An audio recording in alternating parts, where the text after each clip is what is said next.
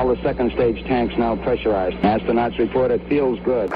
T-minus 15 seconds. Guidance is internal. 12, 11, 10, 9. Ignition sequence start. 6, 5, 4, 3, 2, 1.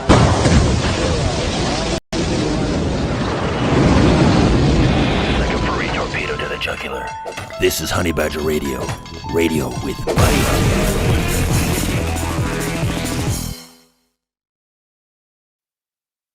Hello and welcome to HBR Talk 383. They Tread. I'm your host, Hannah Wallen, here with Nonsense Annihilator Lauren Brooks and the personification of perceptivity, Mike Stevenson. And we have the Doge in charge in the background, making sure things happen, Brian Martinez. And good night. Or good night. And tonight, I'm going to bed now, guys. I got to work tonight, but hello, fuck good night. Hello, good night, everyone. Hello, good night. Hey, we if I have don't written see you here. tomorrow, We can say hello, fuck goodbye. But yeah, we're still back on that treacherous ground of the Human Initiative Veil. With its raging USAIDs infection and the attempted coup that the USAIDs people tried to enact. They wanted to change some things. They wanted to change how you vote. They wanted to change how the government works. They wanted to change what you can say. They wanted to change what candidates, how much you can support a candidate as an individual.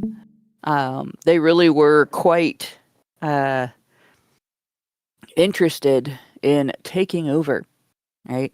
Wanted to take your place as a voter and usurp it for themselves and keep it away from you, or at least keep you from having the full capacity to judge information for yourself, ensure that you have made your own decisions, and ensure that you have decided which candidates you do and do not want to support.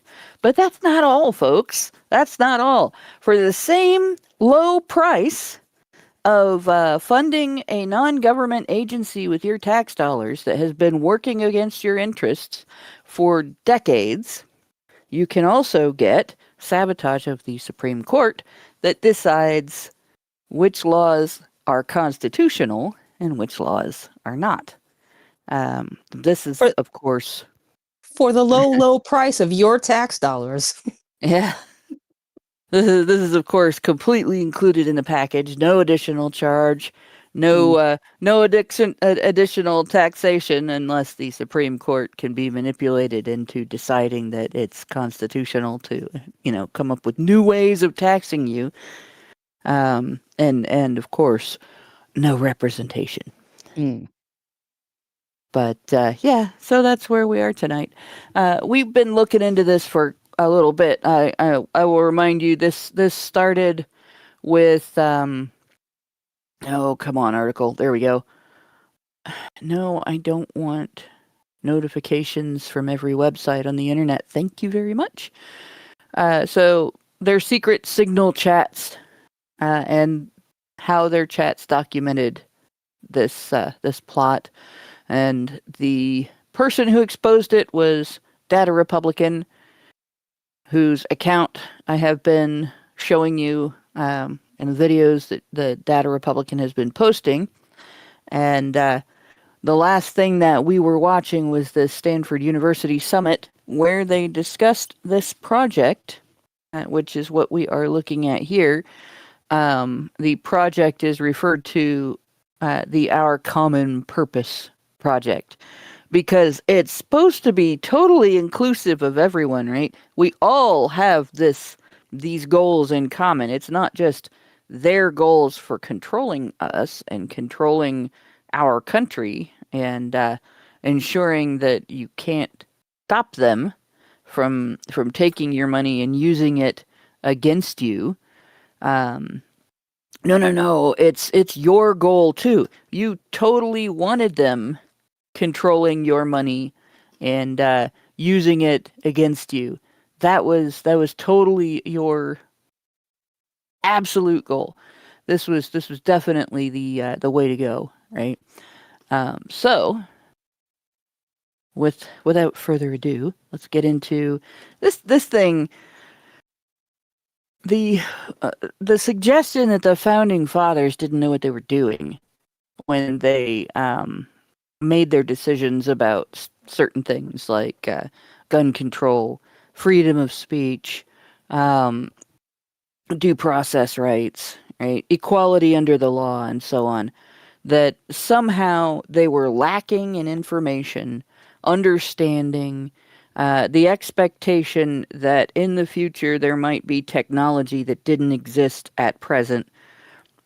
That seems to be an underlying theme of the left, to portray the founding fathers as people with no foresight and very little intelligence, people who couldn't possibly recognize that things change rapidly over time, that as soon as you start developing advancements in an area of technology, such as the entire industrial revolution they were in the midst of, that once one new idea comes along and new discovery comes along, it contributes to a shitload of other new ideas and new discoveries, like the Cultural Revolution that they were at the forefront of.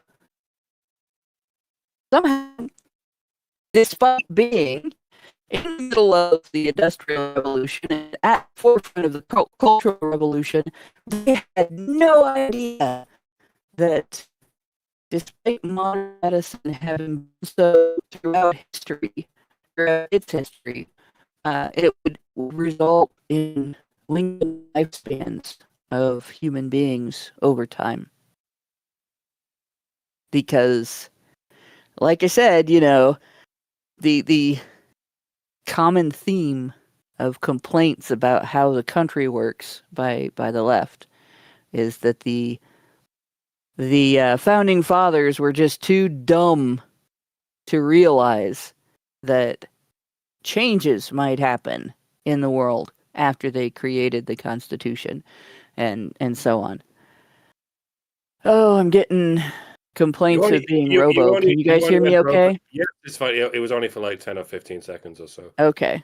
You're totally back to normal now. And yeah, you're right. There's this common assumption that people from the past were like the lowest IQ people we have today, and it's no, the highest IQ people back in the day are much the same as the highest IQ people these days. They just didn't have this wide range of available encyclopedias that we have today, but just because they didn't have access to knowledge that we have nowadays doesn't mean they didn't have wisdom.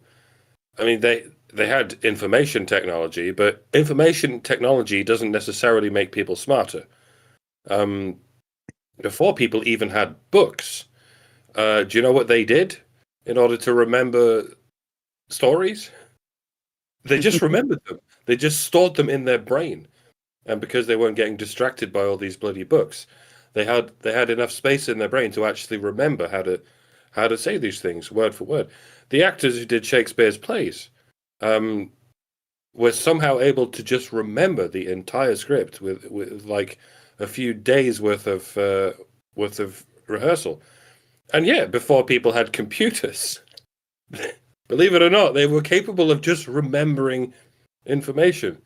And yeah, they didn't have Wikipedia, but they had the equivalent of such encyclopedias, because they weren't getting their brain rotted by constant TikTok videos. Like, they were able to devote their time to remembering the most important information, and they were crucially able to put it together, and they were able to learn from the wisdom of ages in ways that people lack nowadays. And it's the same graph between the working class of the past and the working class of the present. and the intellectual class of the past and the intellectual class of the present. It was about the same. It was about the same. Like I say, there's this stereotype that that people from the past were like the children of the present day. Like they all thought the world was flat and shit like this, but they didn't. It was about the same. They might have even been generally wiser because, like I said, they had the available capacity to learn and remember what they needed to learn and remember. Whereas nowadays, people are getting their heads filled with completely useless, hokey shite that's taking over their conscience and making them arguably dumber than anyone has ever been. Like going back to the Stone Age, even Stone Age people were almost certainly, in some ways, far more intelligent than people are these days. Yeah, there's a degree to which they really had to be smarter back then than people have to be today, simply because of the fact that fucking up had much more dire consequences, and under certain circumstances. We have a lot of safety nets now that didn't exist back then. Too many Mm. safety in various ways. Yeah. Sorry, I could go on about that, but I won't. I'll let you finish your point. No, you can. I don't have a problem with that. One of these days we're gonna have to go through and list all of the safety nets for stupid people that you pay for. We can start. Can we start with the medical? Yeah, we can. Because when you think about it, that one's a big one, and it's arguably the biggest one. Yeah, it's not even a good safety net. It's more like a leash. It's a leash on the medical profession and the patient. Yeah, that is held by the insurance companies who get to charge you money for not paying for your medical care. Mm-hmm. But then you don't have that money, so you can't pay for it either. Right. Oh yeah.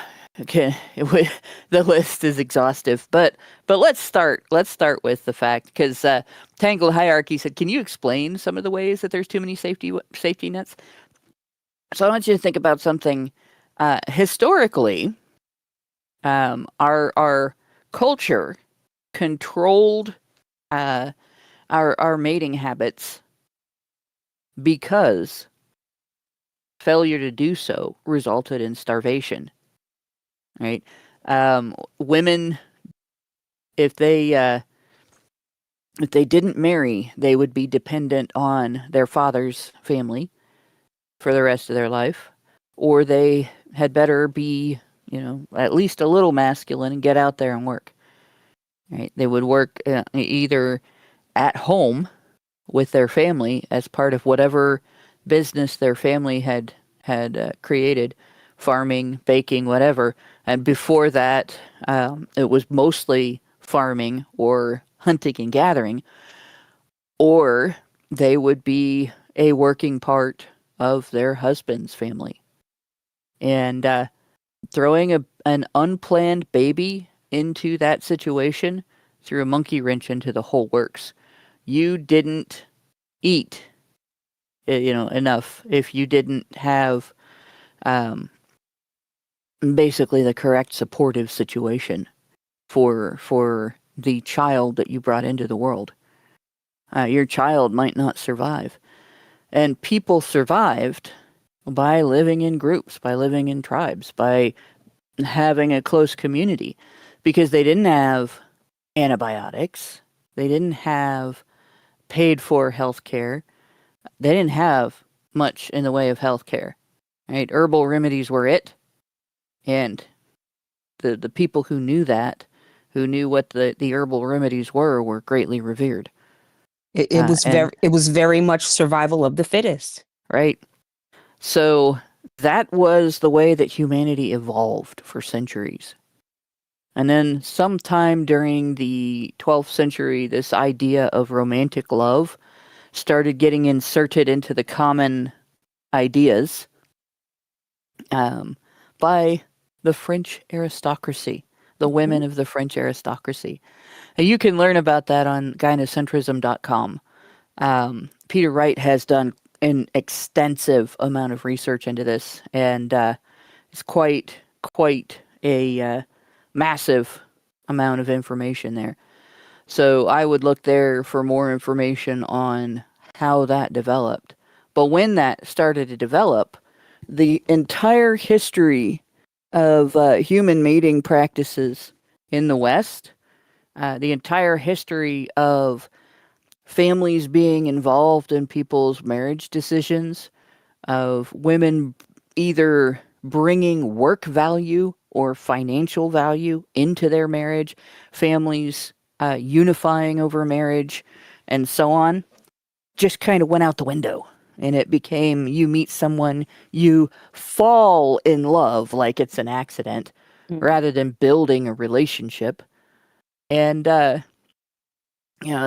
shortly after that, in terms of all of human history, but it took a long time in terms of human lifespans, the idea of sexual promiscuity being okay developed.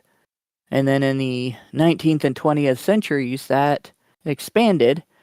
And during the 20th century, we had this idiotic thing called the sexual revolution. So during the sexual revolution, as this is happening, because unplanned pregnancy was increasing, we had the first safety net put into place. It was welfare in Social Security. Oh, I didn't realize you were an idiot, Tangled Hierarchy. I'm sorry. I thought I was helping you out. But I'll continue this for the benefit of the rest of the listeners. But in any case, the first safety net was welfare, the welfare system. And that was, sort of ushered in under the guise of protecting people from the type of poverty that occurred after the Great Depression. Although I don't know if that was the first. If we're being technical and literate about it, I don't think that was the very first. I would think what you said, like the introduction of this idea of romantic chivalry. That's the first safety net, like the proto first safety net. And then we come to the fast forward hundreds of years later. And then you get to welfare, where we said, oh no, women don't need no man, so we're just going to kick them out. Well, women didn't say that. It was offered to them on a silver platter. Yeah. If you have children and you don't have any other person in your home that's going to, or the father of the children is going to be in the home to protect and provide for these children, then the government will assist you. Yep. Oh, it sounds like a great idea. Let's get the fucking government involved, right? Because they never do anything wrong. Jesus Christ. Yep. So prior to the idea of romantic chivalry, 100% of marriages were built around this idea of family unity and family cooperation, so that the bride's and groom's families would come together as a team, a larger team. That there's usually some sort of business deal around marriages in the upper classes, and in the lower classes there was at least a building of an extended network, even if it wasn't necessarily, we're gonna link up our sheep farm with the hay and the straw from your wheat farm. It became a means of families networking with each other to get through tough times. So there's your first statistic. After the idea of romantic chivalry, then you started having this development of people getting together not because their families could work together and their families could become an inter-supported network, but just because they had feelings. Mm-hmm. And the worst thing about romantic chivalry is that it pretty much turned men into servants of women, right? The idea was that the woman was the table and the man had to bring everything to it. And that was bullshit. Throughout all of human history, you had a cooperative, collaborative relationship between married couples. They may have a division of labor, but there was labor for the woman too. Not, impress me, make me feel like you are special, and I should look at you instead of some other guy. It was, we've decided to team up together to raise a family. I'm going to do these things and you're going to do those things. And that way everything gets done and we work together and we build our security and we build our happiness. But now you look at today, more children are born out of wedlock than ever before. And if they're not born out of wedlock, there's so many whose parents are divorced that more children end up coming of age in homes that exclude their father. Correct. And than do in homes that include their father. Correct. And then when you look at the divorce statistics, it's 70% of women who are initiating these divorces. And why are they initiating their divorces? Because they weren't happy. They're bored. They don't feel good. And that's all right. So let's slice it up, right? Because a lot of the times marriages end up in divorce because of finances. Right. Finances is a very big factor in the reason that couples split up. And, I'm not going to go through the whole who spends what we know who it is. It's the women that typically control the finances. Right.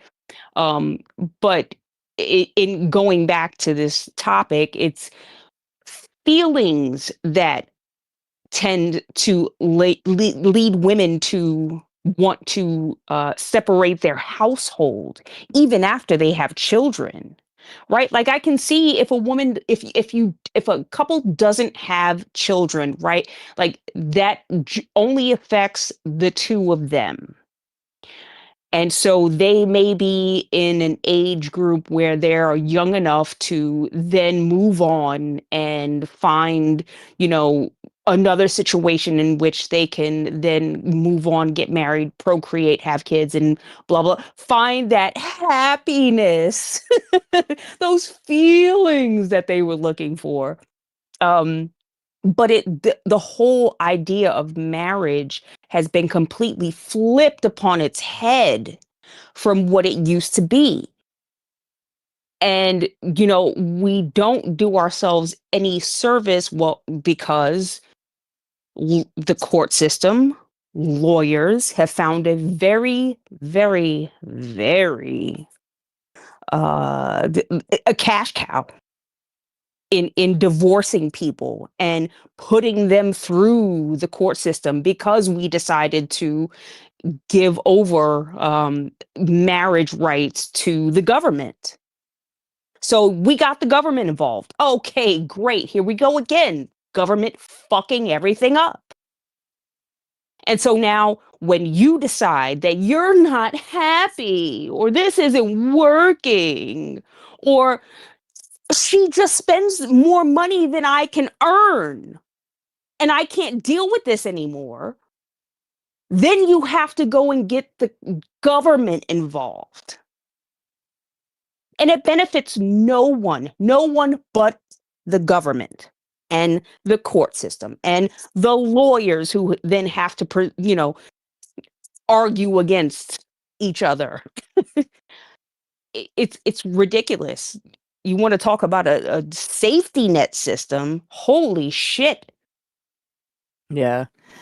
Well, and the list of various programs here showing on the screen now, like, just goes on and on. 83 federal welfare programs. Like, and we are talking about a lot of these exist specifically because of women making the stupid choice to get laid before they get married and establish a family with a guy. And I don't care if your marriage is legal and you include the government or not. You don't have to do that in my book for you to be married. But all of these programs, like a whole bunch of them, exist specifically because women don't make use of the tools that they have to prevent conception if they're going to fuck around like a $3 hoe. Yeah, they don't make good decisions, and they lay the blame at the feet of anyone else who's willing to take responsibility for those choices, which is usually men, typically and almost always men. And this is why you have this entitlement that you see in this current society. I don't have to do anything. I didn't do anything wrong. It's your fault. I had nothing to do with it. They just do not understand. They are incapable of behaving as a responsible adult because they've never had responsibility thrust upon them. Yeah. Just the simple responsibility of maybe using some spermicide and a barrier method to double up on prevention, and maybe expecting as a feature of your consent, as a requirement of your consent, hey, use a condom, right? Or and stop me if I sound crazy, not having sex with a guy unless you plan to raise children with him. Yeah. Right? Or unless you have made it so that you can't have children. Right. There are a few different things you can do. But in any case, this is the problem. We treat women like they don't have any agency. And it's not their fault when they do stupid things, and society needs to clean up their mess for them. The mess being the poverty they created, not the child. Although some women do raise their child to be a mess, and she ends up being the next single mom, creating a mess of poverty, raising a child to be a mess, who grows up to be the next single mom. And sometimes that happens in the space of like 60 years. So many women will not even become grandparents in that amount of time, but some women will become great grandparents in that amount of time. And when you look at this, like you can see on your screen here, just a couple of years ago, which is the data on this is never from the current year, and it's rarely from the previous year. It's usually from 2 years or more ago. But federal spending on 13 largest of these low-income programs account for the bulk of welfare spending, totaling the way they wrote this is really weird. All right, 1,241 billion is 1,241 billion. Jesus Christ. We are talking a huge amount of the federal budget.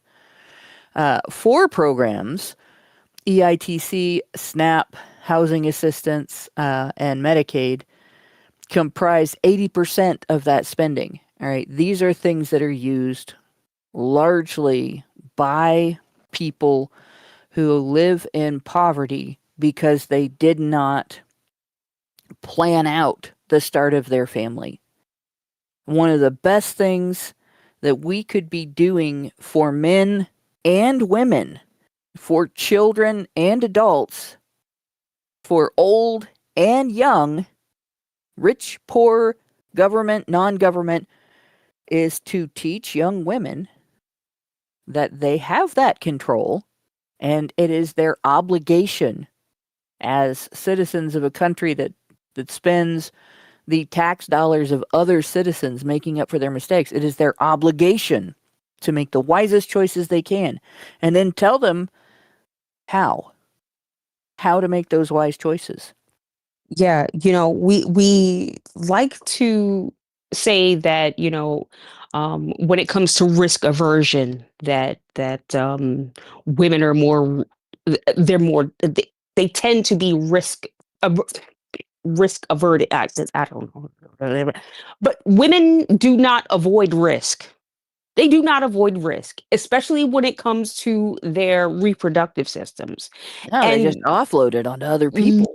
right. And so men's tendency towards risk aversion typically only will involve themselves, right? They'll jump out of planes. They'll, go live in a forest with, just like be a survival guy, right? They love the risk and the adrenaline. Well, women love the adrenaline push that they get from just randomly fucking guys and say, "Oh, I'm gonna, yeah, just leave it in," and who knows what's gonna happen. That, I believe, uh creates a greater problem for society, because I don't know the statistics on how often it takes to get pregnant, because I've never been pregnant. So but On these average, throughout the month, you have a 20% chance of conception every time you have sex. Obviously, although the rhythm method does not work as good prevention, Right. if you were trying to have a kid, there are some times during the month when that number is lower and sometimes during the month when that number is higher.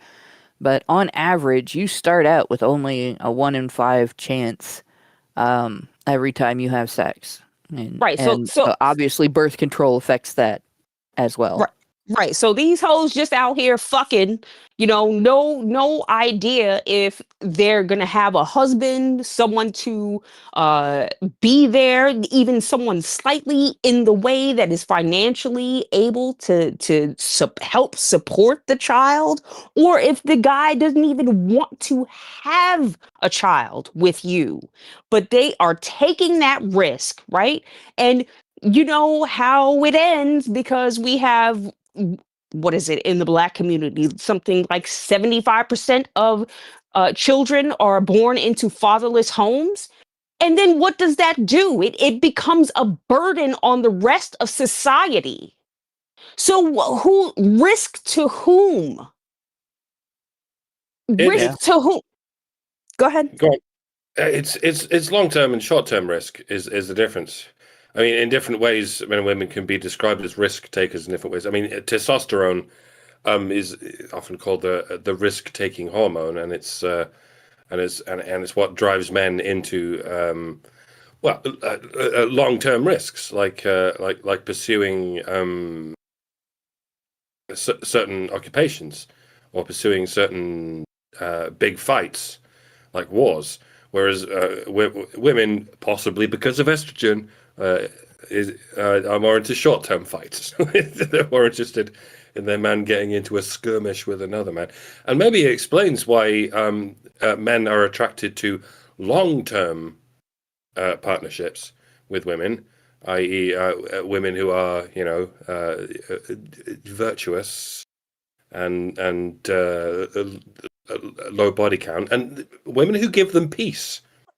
Whereas women are tend to be attracted to men who give them a short-term burst of dopamine and serotonin, and that's why far too many of them are attracted to very erratic, unpredictable but powerful fucking jugheads or whatever. And we have social and cultural ways of ironing these things out. That's why we tell women, "Oi, fucking sort yourself out and grow up and learn about delayed gratification." And we teach men this too, as we should, because a lot of men, particularly younger men, suffer from this shit too. That's one of the curses of adolescence. Like male and female teenagers alike suffer from this hot-headed affliction, impulsive affliction. Yeah, and well, maybe it is a cultural thing. Maybe we do teach teenage boys to control themselves, but in the modern age, there's this distinct lack of teaching teenage girls or even women of any age to fucking wind your neck in. Yeah. Yeah. And as a result, right, we have this entire political faction that their whole political platform, everything that they do, everything that they say, everything that is a goal of theirs, everything that they want to change in government, everything that they want to change in the culture, it is all built around maintaining a system of female dependence on government intervention funded by other people's tax dollars. Anytime a woman's stupid choices lead to poverty in a household or risk of poverty in a household. And the result of that is how many again? 80, let me see here, 83 federal welfare programs. Jesus 83. Christ. Not just a few, not just a couple of things that, you maybe help out under the rare circumstance that a woman puts herself in that situation and nobody else in her family is willing to step up to help her. And see, that's the other thing. It used to be that if a woman made stupid choices and her children were going to be in that starvation situation, her family stepped up.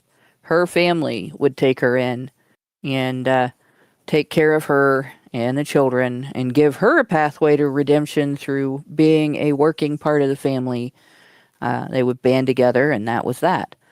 The hardship was still there, but it wasn't as significant as it would be if she was just left on her own, right? But now that we have the government ripping off your tax dollars as a single working person, her family is now daddy government.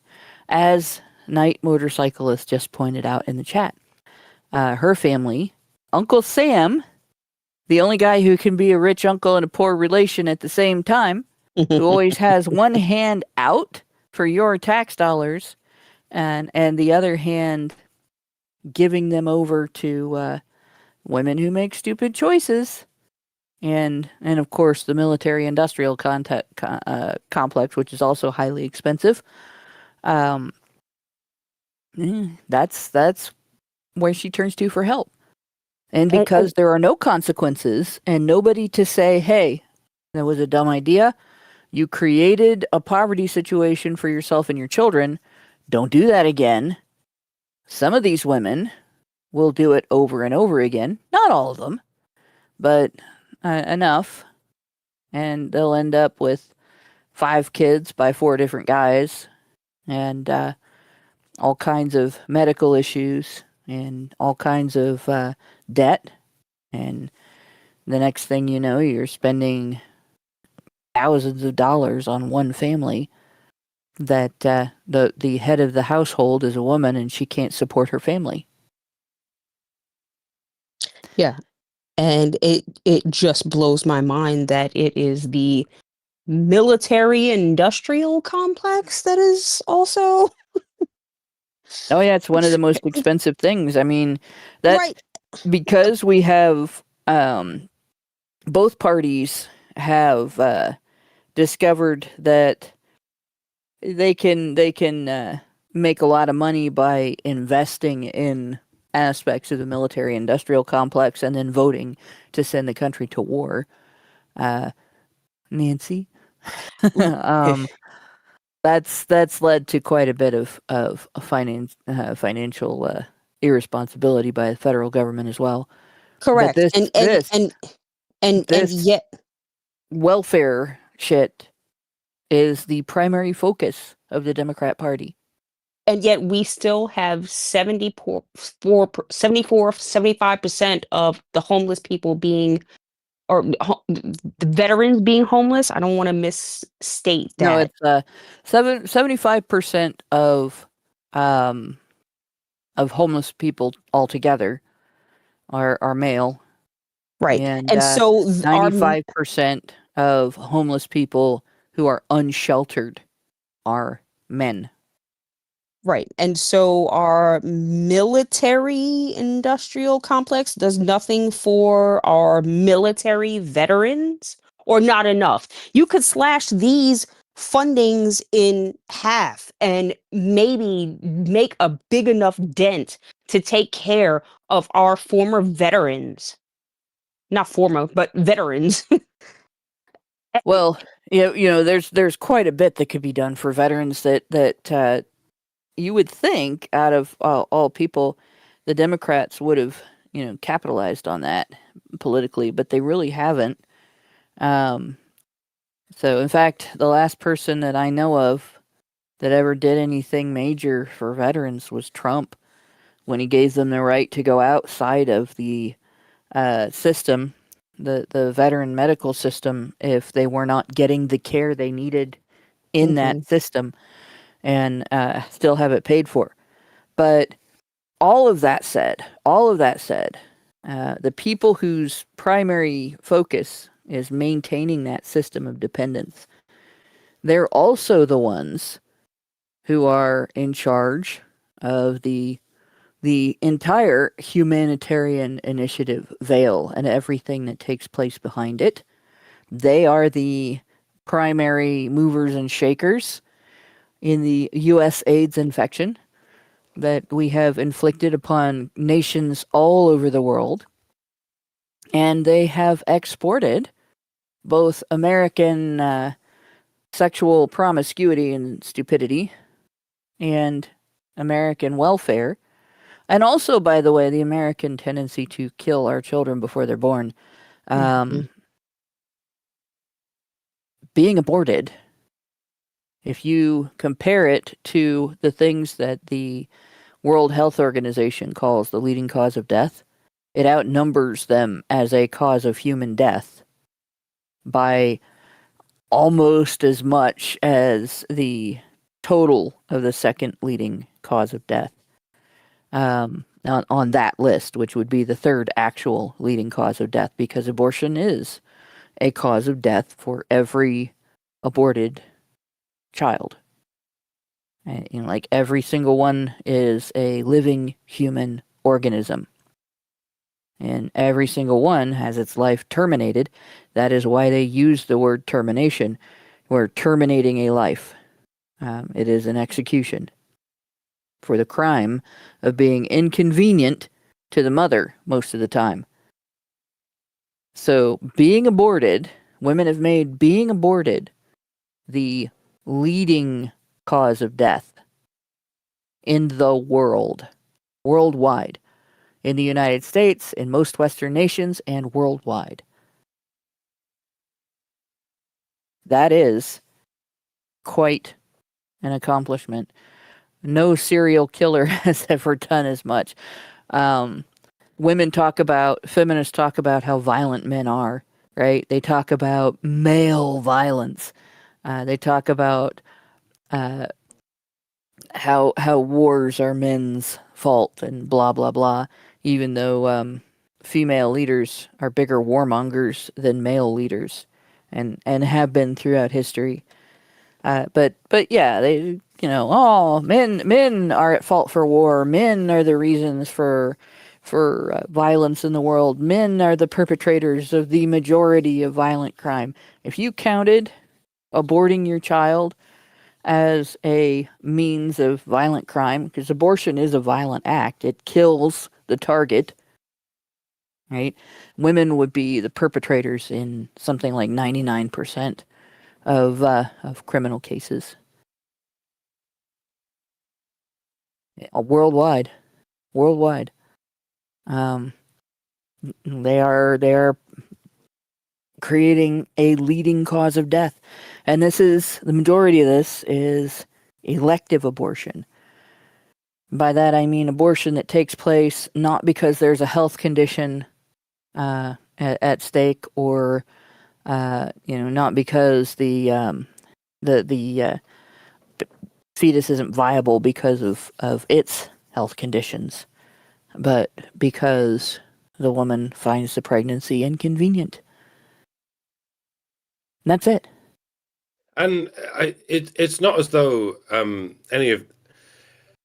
it's not as though if abortion was made illegal and no one ever had any abortions ever again, that would mean we would be left with the now orphan statistic that most deaths are at the hands of males, because it would still only be at the direct hands of males. It's not as if all these war deaths and all these murder deaths are purely at the hands of males, especially given that we have women in charge of governments just as much as we have men in charge of governments, and women are just as responsible for the military-industrial complex and sending all these men to die.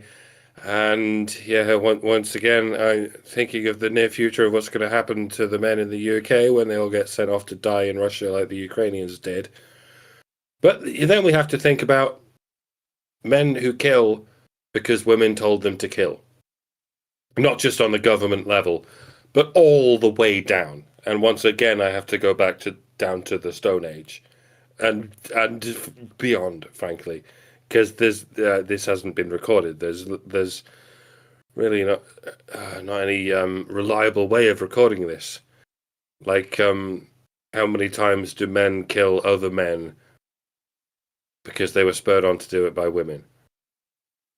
A lot of people will call me a misogynist for even asking that question, but it is a thing.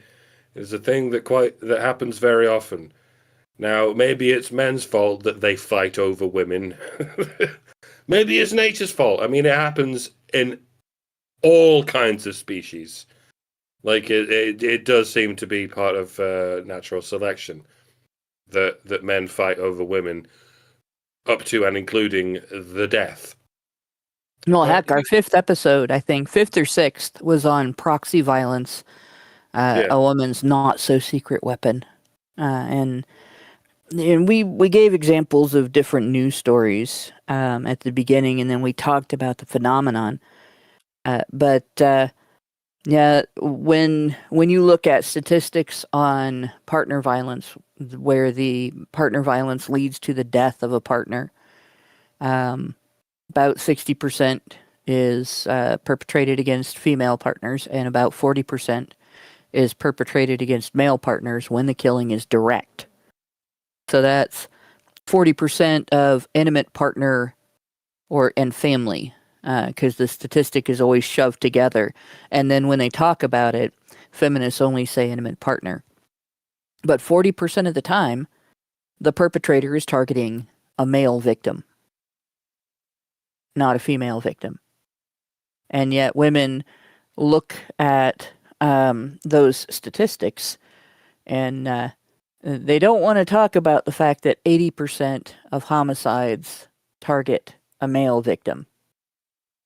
They only want to talk about the fact that 60% of intimate partner and family homicides target a female victim, which isn't really as significant of a statistic, and it is the only category of intimate partner and homicides where female victims outnumber male victims, and we don't necessarily have proof that all of that is accurate, because of the fact that when a woman wants to engage in violence against a man, she will often do something more covert, like use poison, where, she might not get caught because the guy maybe dies from what looks like a drug overdose, or is otherwise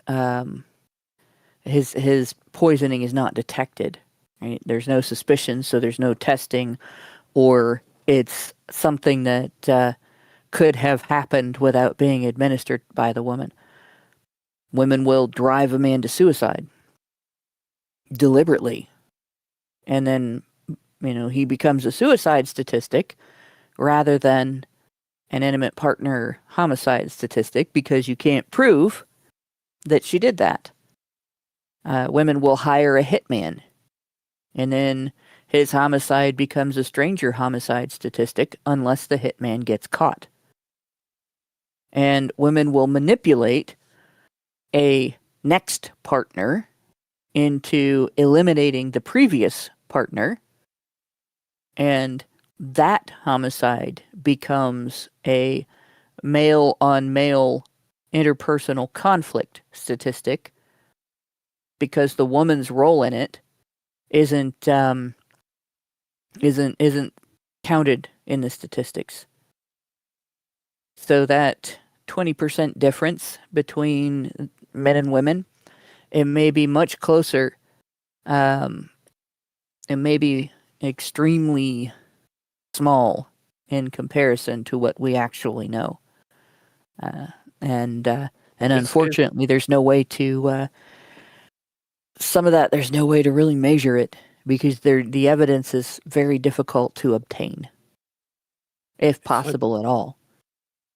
It's like this meme of don't teach women to defend themselves from rape, teach men not to rape.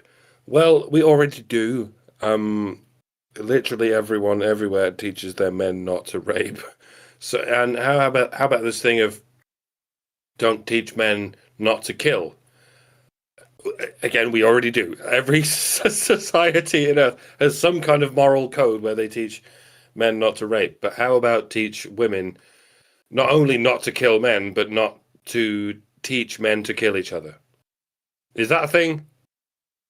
In any of our modernist societies, or even in any of our religions? I mean, I'm thinking of one or two religions in particular where they teach all kind of things, but they never teach women not to teach their men and boys to go and blow themselves up for the sake of killing mainly other men, and it is mainly other men.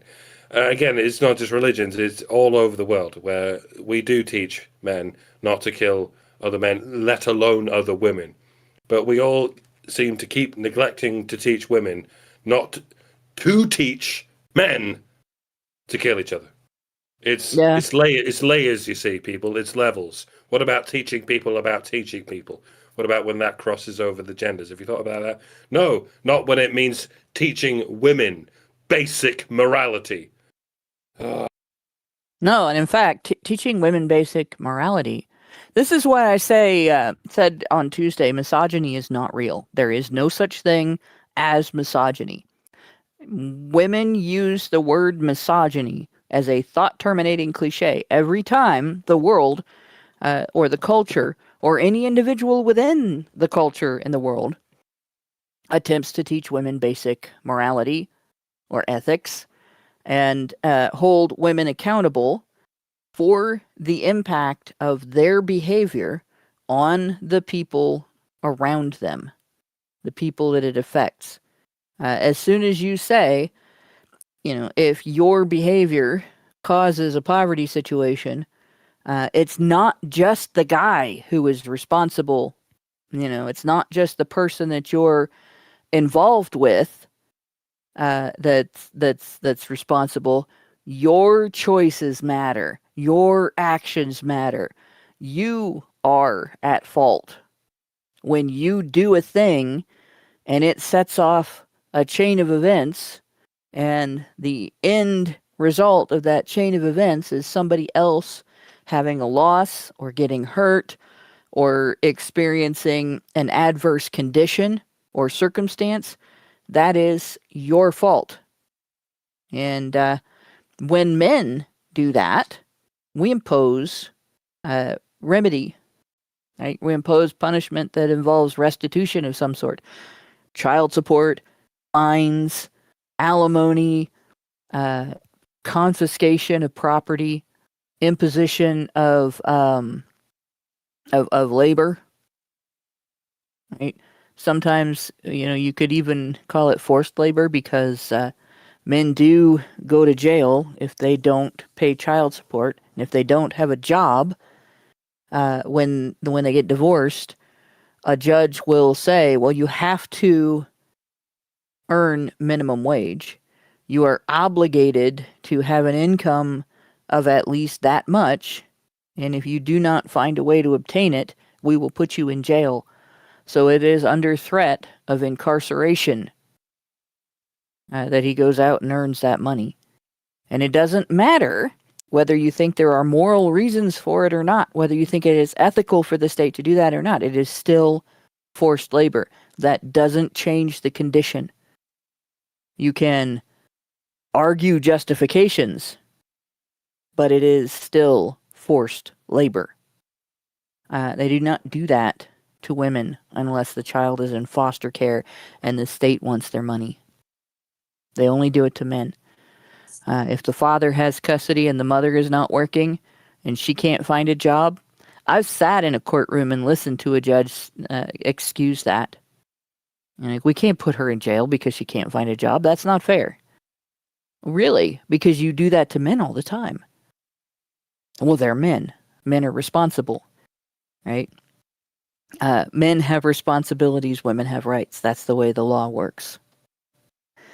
So, like I said, the people that we're talking about today, the people that came up with this, the people that want to decide how you vote for politicians because they don't like who you voted for, the people that want to decide how you fund political advertisement to get your message out because they don't like the fact that other people might agree with you, they're the ones that their entire political ideology is wrapped around paying women to make stupid choices and then keeping them dependent on government funding that pays women to make more stupid choices so that they can stay in political power by maintaining that dependence. It is essentially economic drug dealers, running the government that want women to be addicted to these social safety nets. The welfare system, the Medicaid system, the Medicare system, the Social Security system, every little or large program, government paying for your birth control, government paying for your child care so you can go to work, as if the expense disappears because you offloaded it to somebody else. Government paying for your food and your electric bills and your housing costs and your car repairs and your refrigerator, but then also giving you a financial stipend because you totally need that on top of everything else, and giving you free medicine and free supplies for your children. So what happens to that welfare check? The night I gave that homeless woman a ride home, and ended up in a section of town where two male baby boomers came out and stood on either side of me and guarded me because I was a white girl and they thought I would get shot for being white in that neighborhood. One of the things they told me was that the reason I couldn't find any of this woman's friends who she was couch surfing with, because she was homeless, but she had shelter with other women who took pity on her, was because those women had all gotten their welfare checks. So they were all out at the bars. I was So, about to ask how do you give a homeless woman a ride home, but I see what you mean now. How do you give yeah, a ride to whatever sofa she was surfing on at the time? Yeah. yeah, it's not possible to give a homeless man a ride home, but it is possible to give a homeless woman a ride home because she can qualify as homeless and still have a place indoors where she's safe to sleep every night. Whereas a lot of homeless men do not and will not, and that's not going to change because the way the system is set up, it prioritizes first women with children, then women with no children, then men with children, and finally, if there's any space left at all, men with no children who are not addicts and not mentally ill. So you end up the men on the street are the ones in the worst circumstances with the worst problems, and that's how that. So that helper party, the party of welfare and compassion for your fellow human being, they don't really care about men. They really only care about, they don't even really care about women. They only really care about keeping a set of people dependent on the government in order to use the addiction to those safety nets to keep them voting for that party. And so now we've had this election, the 2024 election, in which the men of the country said, fuck you, no. We're not doing that anymore. We don't like it. We don't want having our money taken by the government to be the norm. We don't want our income to be used to fund stupid choices. We don't want to be ripped off to the detriment of the people that we're supposedly helping. And so we're going to vote in this populist who is going to tear down your systems and throw them out the window. And as soon as he got in there, he started doing that. And what happened? Well, they reacted to him like they would react to a virus. So this summit and this Our Common Purpose program was designed by the makers of the welfare system, the 83 different social welfare programs that are used mostly to pay women to make stupid choices to keep people dependent on the government so that they'll continue to vote in these people. The system they created is run by bureaucrats who know that their bread is buttered on the side where they don't solve any problems. They just keep people addicted. And they've expanded this model all over the world. The USAIDs infection promoted unwed motherhood, abortion, and the substitution of birth control for common sense sexual behavior. Circumcision as a preventative method to avoid getting AIDS, as opposed to being very conservative sexually and using barrier methods that prevent transmission of bodily fluids between people. All that stuff in nations all over the world, first world, second world, and third world nations.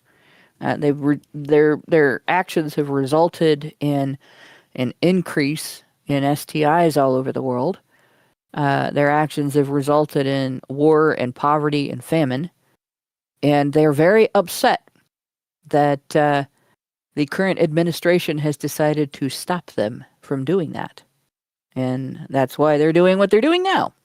So as we talked about last week, like I said, they wanted to change funding. They wanted to change how you vote.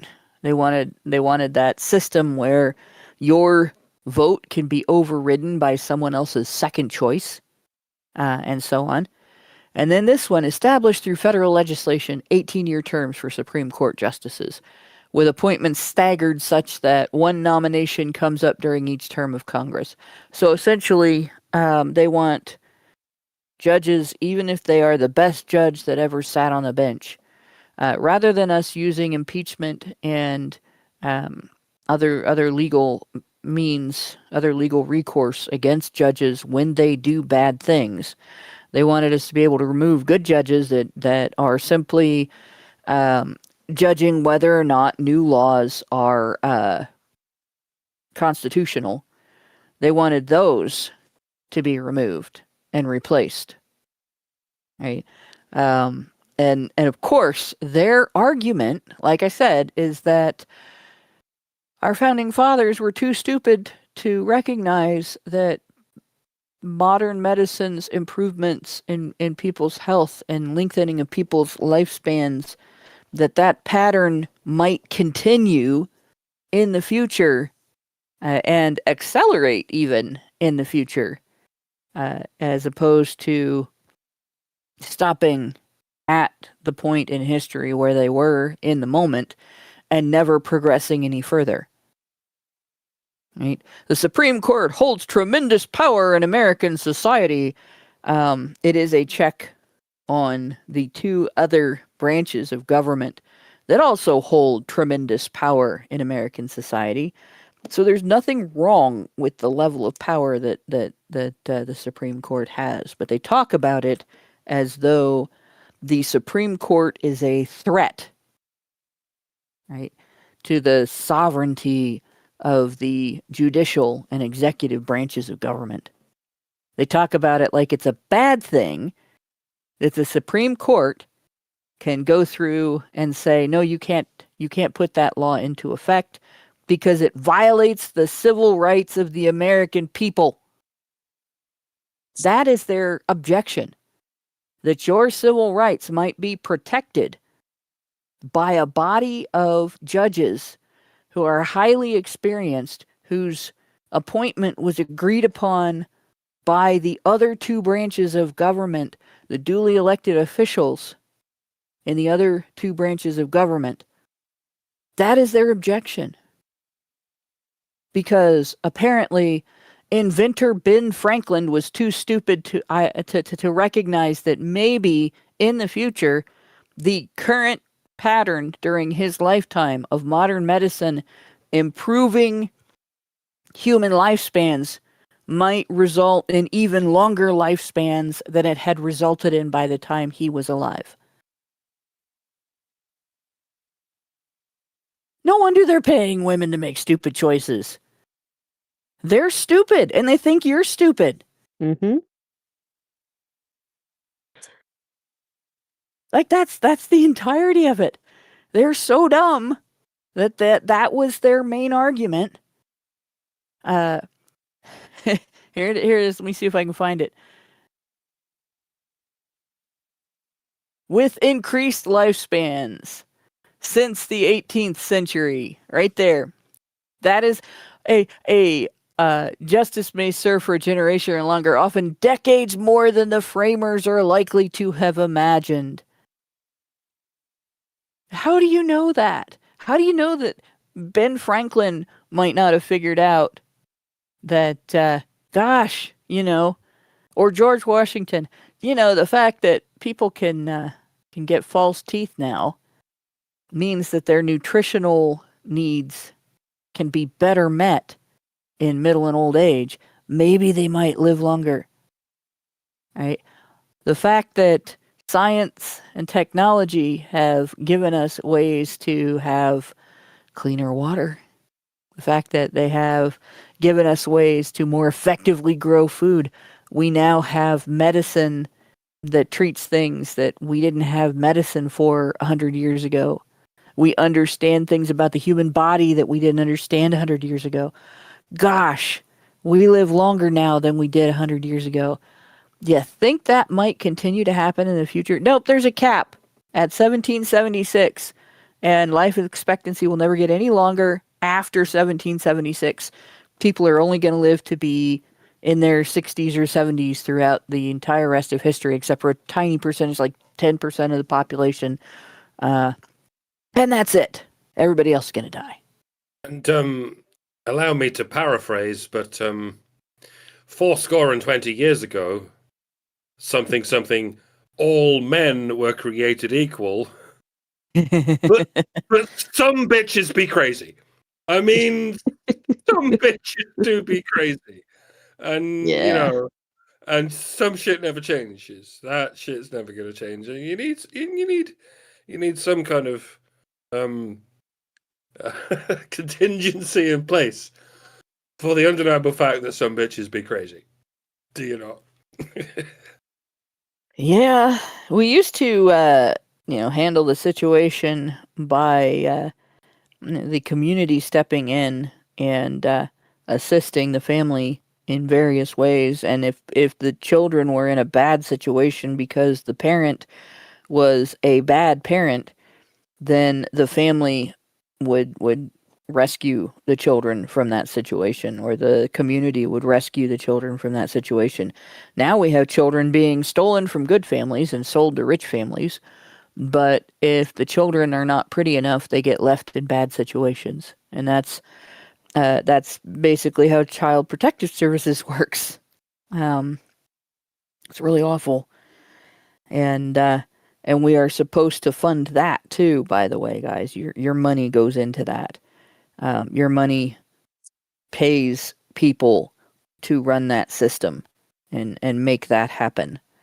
Kind of scary when you think about it. Very. And again, they think you're stupid, right? And So I want to say, because, we say things like that and people will automatically think that it's like some, some shadow governmental agency that's like sex trafficking kids and, doing bad things to children. No, it's the Child Protective Services right in your own state. yeah, That they are, I'm not going to say that they're overworked or whatever. I'm pretty sure that they are. However, they are overlooking cases in which children are absolutely just just not only abused but vulnerable. And there are times when they can step in and they don't. There's very obvious cases where, the mother's on drugs, but, for whatever reason, they just, well, right, well, we'll just give the mother custody back of the child because the child is in better off care with the mother than the father, who may be off in prison, but the mother is still a fucking drug addict. yeah. It's the Child Protective Services system in this country absolutely needs to be overhauled. I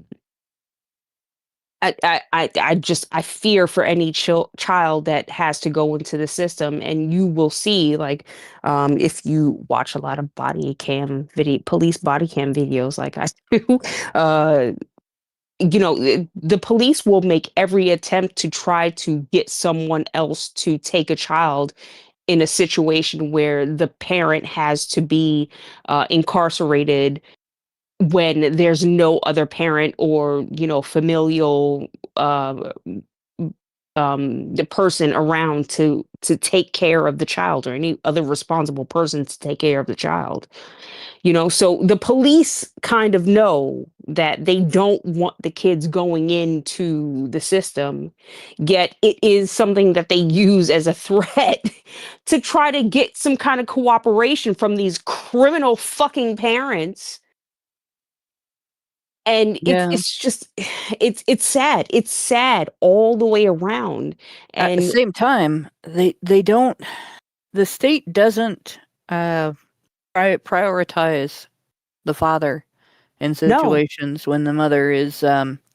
You have this, and this is not just the U.S. by the way. The UK does this as well. A woman loses custody of her kids because of her lifestyle choices and putting them in danger. And usually it's after a child has been injured, not Yeah. just, somebody calls the cops because the kids are playing outside, but um, the hospital calls the police because the kid came in with an illness or an ailment, a broken arm, something, or an educator has reports abuse because the kid is covered in bruises, or neglect because the kid is coming to school hungry, and then there's an investigation.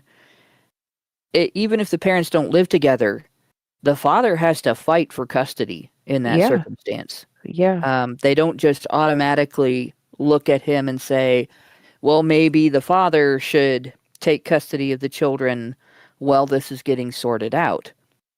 And in fact, um, it can be proved that the mother is an abuser or a neglector or a combination thereof, and the father can get protective custody after filing for it, and he might still have to fight to keep it. Look for a story titled 7 Years in Hell by me, Hannah Wallen, on avoiceformen.com, and you'll see what I'm talking about. But And it's in the rage fuel. Be ready to get angry as fuck when you read that story. That happened to one of my best friends, by the way. and in the meantime, how long does it take before the state gets involved where the child is still stuck in some of these horrific situations? Well, in that You know? family, the ex had gotten together with a new guy. In fact, that's how the divorce occurred. She had a baby by another man. So that was the end of her marriage to the father of her child, her first child. And they had 50-50 shared parenting that they had agreed on. But when she moved in with this other guy, their lifestyle was entirely different than the lifestyle she had with my friend, whose name is Roger in the story, because I didn't give you guys his real name. Roger had to deal with the fact that his daughter was going back to a house that was not clean, that the adults were high quite frequently, that there were illegal drugs in the house, and CPS wouldn't do anything for him. The cops wouldn't do anything for him. The cops called him one day to come and get his daughter because they had been called to the house by stepdad's 6-year-old child because none of the kids could wake up any of the adults. They were so stoned that they had all passed out, and the kids were hungry. And so the 6-year-old dialed 911. Jesus Christ. Yep. 6 years old. Yeah, well, the daughter was 4 at that time, and there was an infant. And so Roger went and got his daughter, and he duly went to Child Protective Services, filed for protective custody, and they said, well, we don't have a police report. So he went to get the police report, and there was none. The cops showed up, handled the situation, and filed 0 paperwork because they were so busy dealing with so many other problems in the Dayton metro area that one just sort of slipped by. Like, it was taken care of. The kids were safe because the daughter had been sent to the father's house, and other family members had done all the pickups. So a few months later, the stepdad calls Roger up and says, come get your fucking daughter. Turns out that he had beaten her black and blue. Jesus. And so stepmom in Roger's household, who is Bridget in the story, she had the wherewithal to take pictures of the child's battered and bruised face while she was still tear-stained, and you could see the fear in her eyes because an adult had just assaulted her. Yeah. Like, this wasn't discipline. This was a beating. And that's what got him custody. And for the next 7 years, the biological mother of this child dragged that family through the court system, the bowels, the underbelly of the family and criminal court systems, with a combination of false criminal allegations and ridiculous motions. That's the case where I sat in the courtroom and listened to a judge say the mother didn't have to pay off her $8,000 in arrears for child support. Wow. The Child Support Enforcement Agency had threatened to go after the father for not paying early 1 month because he changed jobs and he could only pay on time on the due date for his child support instead of early. They threatened to go after him and jail him for not paying early over like $150, a payment of $150. But she could be $8,000 in arrears. And it was, not really that big of a deal.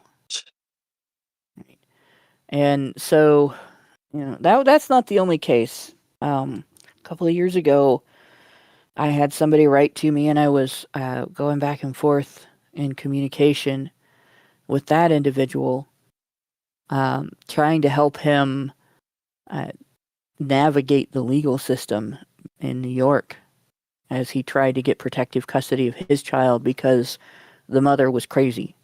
And I mean, she was hallucinating and dealing with delusions and all kinds of crazy, right?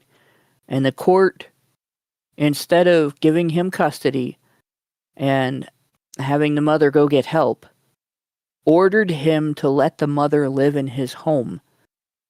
Even though they were separated, they were no longer together. And while he was at work, that mother stabbed the daughter to death. Like that, this is the stuff that happens in these kind of court cases, where the state doesn't intervene because the abuser or the threat to the child is the mother. And the mother ends up doing something horrible or exposes the child to something horrible. Yeah, I just watched a video, like an interrogation video, which just took the fucking soul out of me. So this mother, if in scare quotes, just to make a long story short, um, she's a drug addict. I think the whole family really was, involved in drugs, meth to be particular. Um, but she basically shot her 6-year-old child 9 times in the backseat of her car. They pulled her over, rear window shattered, blood all over the place. Child was in the trunk. And when they,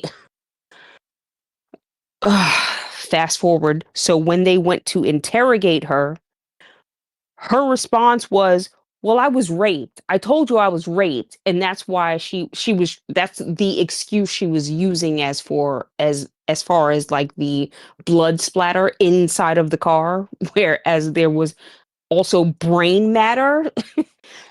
And So the rapist fucked her brains out? there was no rapist. There was Right. no rapist. I'm fully I'm sure of it. not believing that there was any kind of rapist. But yeah, no. So they went back to the apartment. She put a load of clothes on.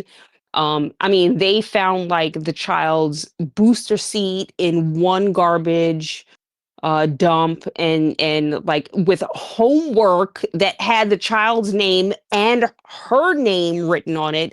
And so even they had all of this and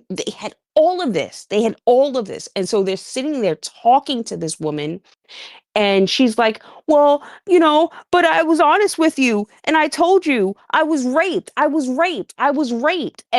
it was just like the this just in I don't even know if entitlement is the right word for it, but it's just this excuse that I was raped. Something happened to me. Nothing happened to my child. She actually was the one who shot the child Yeah, it's 9 times. it's like ollie ollie income free, right? Um, women think that or no tag backs. Say Yeah, yeah, calling rape is an action and thought terminating event that, well, if I cry rape, you can't do anything yeah. You about, can't. you can't hold me accountable for anything, Yeah, even if it's not related to my claim, even if it has nothing to do with my claim. Whether or not the child was shot had nothing to do with whether or not she was raped. yeah, And it's certainly not an excuse. Like, even if she had, women will do this with abortion too. Well, they want the ability to abort the child if they've been raped, and that's an excuse to kill the child because they were a victim of sexual violence. The child didn't rape them, hmm, right? The child's not guilty of anything, so the child should not be sentenced to death for that, right? But yeah, um, so this argument regarding Supreme Court that judges have too long of tenure in the Supreme Court, and it means that we can't get rid of judges that are bad judges that shouldn't be in there. Let's just do a simple Google search for some information. Congress has the sole authority to impeach and remove Supreme Court justices as established by the U.S. Constitution. Right? So, if Congress puts a judge into place, the president nominates a judge, the judge gets voted in, and the judge is making judgments and engages in behavior that is unconstitutional, unethical, arbitrary, as opposed to following the law and so on. Congress can then take back. No takebacks? Well, not in this case. Right? Congress can decide that a judge is behaving so badly that they have to be removed. The House votes to impeach. The process moves to the Senate, which has the sole power to try all impeachments. They need 67 out of 100 to convict and remove the justice from office. It's a high threshold, and it makes it extremely difficult, but it is a process for removing bad judges. So this idea that the judge's tenure is too long because if we get a bad judge, there's nothing we can do about it, is bullshit. So there's already a check on these judges. So this lifetime appointment, there's no reason to change that. There's no reason to object, basically. And then what do they say? Because the judges are not all in lockstep. That's a good thing. yeah. It is a good thing that you have to work hard to convince the judges that there shouldn't be an overwhelming majority in most rulings. But yeah, Mike, what were you going to say? I mean, in light of all this, it's not looking good for Ketanji Brown Jackson. If you want to be a competent judge, you need to be able to tell me what a woman is. Yeah, that is true. Without being what a biologist is, given that literally half of your cases involve at least one woman. Most of your cases involve at least one woman. So before you pass judgment on either a defendant or a plaintiff who happens to be a woman, you should be able to tell me what one of those is. But I get the feeling this is going to get twisted in directions that people generally don't want. Much like Trump has tried to get all sorts of shit pushed through, and he keeps getting some judge somewhere in some state, not even a Supreme Court justice, just any judge anywhere in any state can be like, nah, that hurts my feelings, so we're not doing it. Yeah. And that makes me think, if anyone wants to, sorry, that's my food. If anyone wants to impeach a Supreme Court justice, I presume it's going to come down to some other judge anywhere in any state who's going to say, no, it hurts my feelings. Yeah, they won't be able to do that one. This power has been in existence since the start, and in fact, as Meredith G pointed out, it used to be regular practice to impeach Supreme Court judges, federal judges, and so on. All federal judges can be impeached, and they don't have to commit a crime. So, if a federal judge tries to rule that the Senate can't impeach a Supreme Court judge, the Senate can then the House can then vote to impeach that judge as well, and the Senate can then have a hearing on that judge. And if that judge is then removed from office, then the point is moot, isn't it? So they do have that power. They do have that capability. It's not easy. You have to get most of them to agree, and it shouldn't be easy. It should be very hard, because you don't want them doing it at the drop of a hat. But I mean, hell, they did it to the president of the United States, like they were sneezing in response to an allergen, right? Yeah. All he does is walk into the room, and all of a sudden Nancy Pelosi has a fit. Impeach! Impeach! Impeach! Bless you, Nancy. Bless you. Bless you very much. I just have to. If I can just take a second and say, Meredith G, I love you. I love everything you have to say. You are a bright spot on humanity. You make me believe again that there are people. I mean, not that these people don't, my co-host and whatever. But it is difficult sometimes when you watch the chat. Are you really Meredith G? Because I don't care if she is or isn't. I love her, and I'm gonna take her home, and I love her. You're the kind of woman that gives us hope for the future of humanity. Yes, absolutely. Many of us come to HBR because there are a scant few women over here who give us hope for humanity. Yes, and you are absolutely one of them. So I just appreciate you so much, and yeah. I'm not glazing. I'm not glazing. There we go.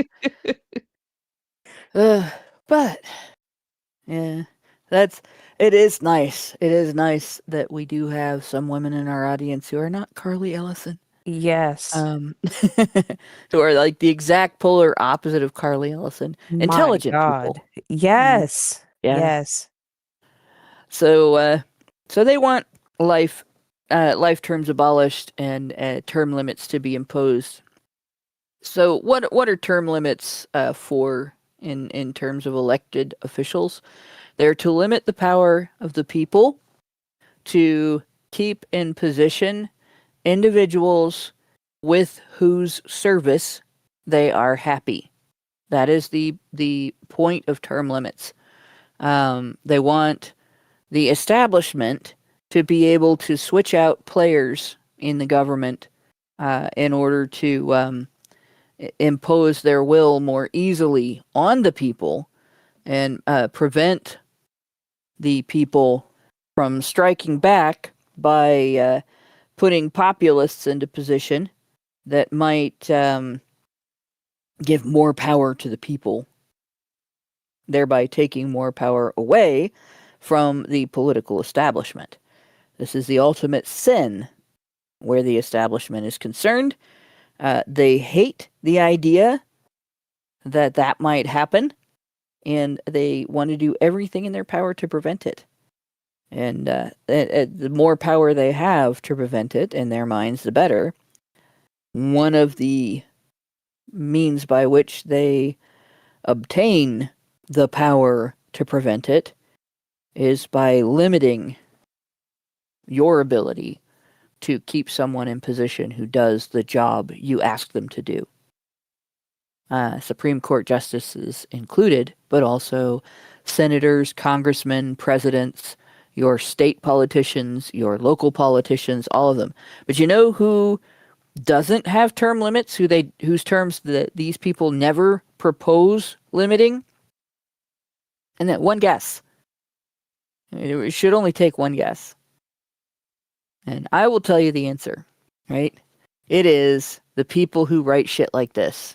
The bureaucrats that you didn't vote for, that are appointed by elected officials to do a job that they keep for 30 to 50 years, or in the military, possibly longer.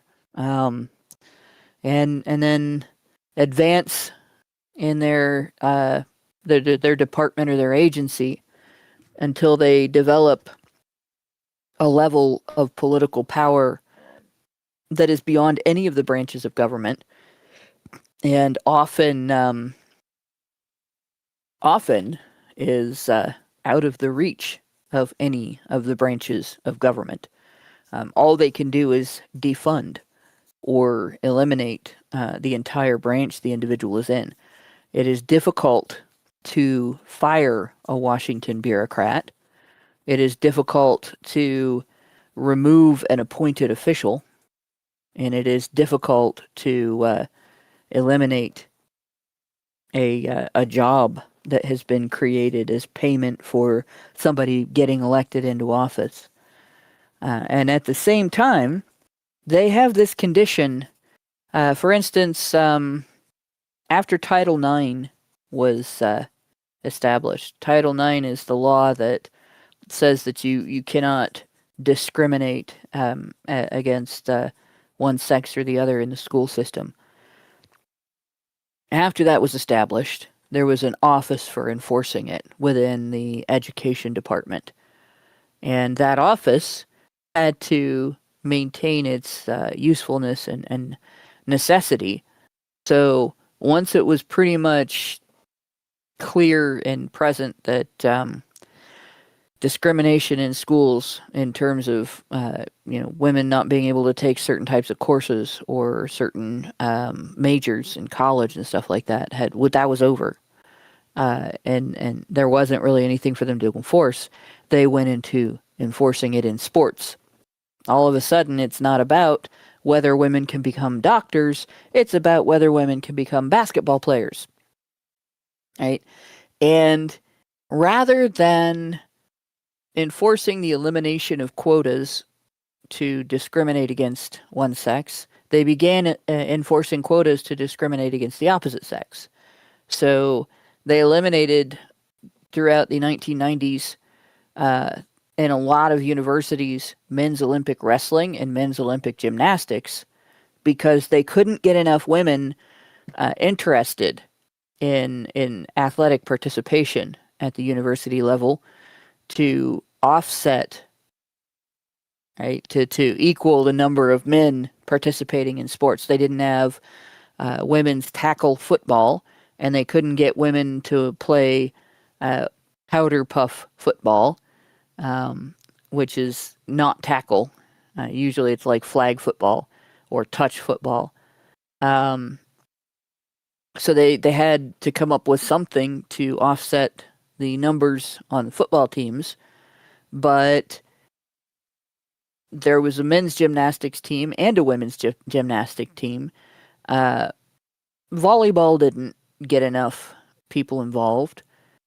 All of the other sports that they had, both sexes participated in, so the only way was the elimination of some male sports. And they weren't going to eliminate the football teams because most universities take in money from that. They profit from that. So it goes to pay for their other athletic programs' existence. You owe your football and your basketball teams at your university for the existence of your volleyball teams, your baseball teams, and softball teams, unless your university is a big baseball school. The entirety of women's sports is paid for by men's football, basketball, maybe baseball, maybe hockey at some schools. Night Motorcyclist mentioned ice hockey, but it's paid for by tickets sold to men's competitive sports, where at that particular university, scouts for professional athletics might show up, and it's been that way throughout the history of women's sports, right? But a lot of men's sports got eliminated or reduced. A lot of schools just don't have a men's gymnastics team or a men's Olympic wrestling team. And I say Olympic wrestling because I don't want people thinking of World Wrestling Entertainment, but actual grappling. And as a result, we've lost a lot of competitiveness among young adults going into competition for the actual positions in the Olympics on the Olympic team. But to justify their jobs, they did that. And once it got to the point where there wasn't enough for them to enforce in sports, they'd done their damage, then they went into the sexual relationships of students. And the Dear Colleague letter came out in 2011. And before that, there was the Clary Act, forcing schools to document and track sexual conflict, essentially, between students at the schools, even when the behavior wasn't criminal. Night Motorcyclist, I could just differentiate by calling it real wrestling as opposed to WWE. But that would make some WWE fans mad.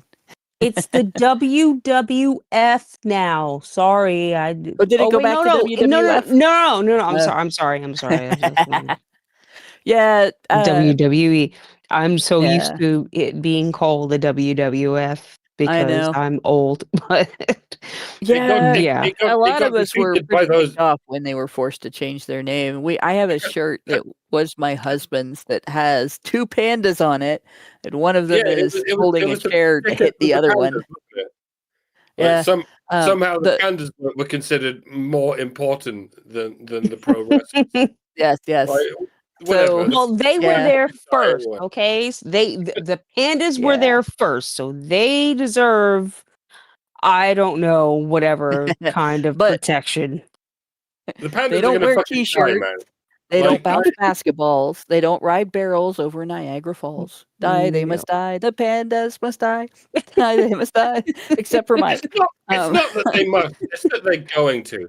Like I know we often go on about how humans are the next extinction event. A lot of species have died out because of humans, and a lot of them I am going to feel sorry for because it probably was our fault as a general species, but not pandas. Pandas just can't fucking figure out what the fuck to do. I know literally the only reason they haven't died out is because of human intervention. And that goes right back to my comment about the social safety net, right? Because if there wasn't human intervention with all of these medical things, right? It just, nature would just take its own course. Yeah. And who's to say that that's wrong, right? If you believe in a God, don't you believe that that's God's will, right? I mean, so it's just crazy. It happens all of the time. So I'm not going to say that human intervention in nature is against God's will. That's if you read your Bible, you know that God gave human beings dominion over nature. That was part of the deal. And it's why it's not a sin to take medicine when you get sick, and why it's not a sin to farm animals and to use breeding to genetically modify them over time and so on, right? But there comes a point, like if you are endangering human life to protect and preserve species that evolved to survive in a environment that no longer exists, in a world condition, a worldwide environment that no longer exists. That's I wouldn't call it a sin, but it is stupid. It's not a moral thing. It is it's just showing, doing it for show, trying to look good instead of actually being good. But this is essentially, people fall for that kind of argument all the time. It's why the people making these arguments regarding the Supreme Court think that they can talk you into the idea that the founding fathers were wrong when they made that a lifetime appointment, by arguing that that legislators can't do anything about it if the judges are bad, that the founding fathers didn't anticipate that the pattern of human lifespan expansion that modern medicine of the time was achieving would continue in the future, and that it's better to have the Supreme Court shuffle going on all the time than it is to have stability in the Supreme Court once judges have been appointed. As if the process of appointment isn't very careful. Right?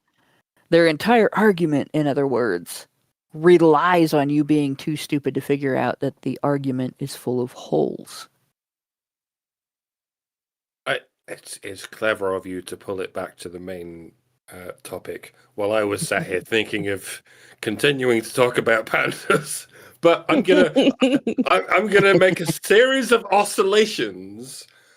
I mean, I was almost there too. Eventually bring you ocelot. I'm going to make a series of oscillations and also bring it back to the main topic, right? Species die out all the time, right? Throughout the course of the Earth's history, 99% of the species who ever existed have gone extinct.